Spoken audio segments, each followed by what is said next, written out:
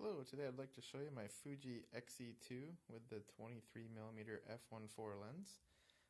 I switched from the DSLR to this setup just because I always found myself not wanting to bring my D600 with me because it was so big and bulky and it was expensive and the lenses were big, and I just ultimately was like, I'm not using this enough to justify it, so I sold it and I switched back to Fuji, and here I am on the X-E2 again.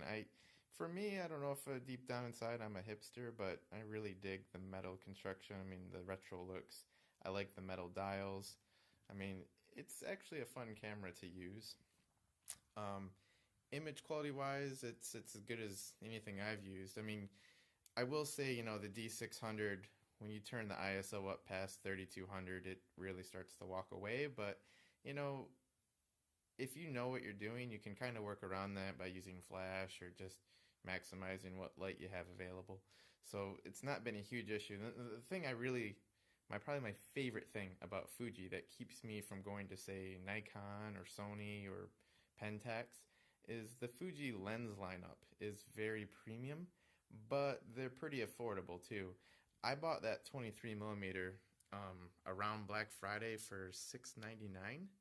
And it's an amazing lens. The 35mm focal length is super nice. You can use it for anything from people, portraits, family, landscape, car photography.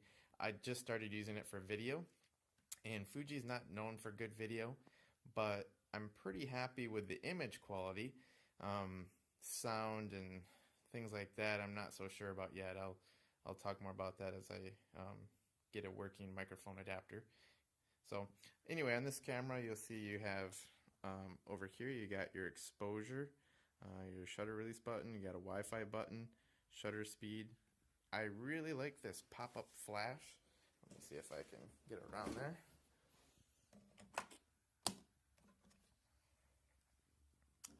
For me, the flexible pop-up flash is something I don't know why we're not seeing more of, because the whole fact that you can bend this to angle the flash to your liking, like sometimes you might want it like that, sometimes you might want to bounce it.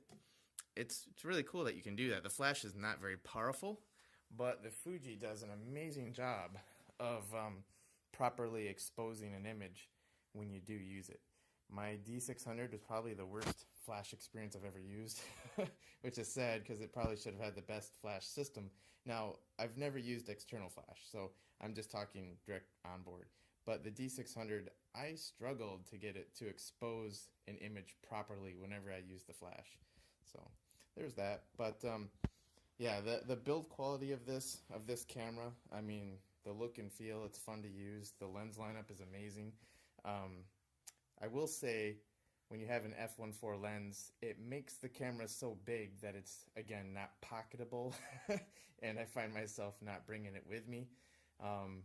But, if I bought the 27mm pancake, I'm sure I would take it just about everywhere, because at that point it would be pocketable and whatnot. But yeah, it's really happy with it. I look forward to whatever else Fuji's going to be bringing out.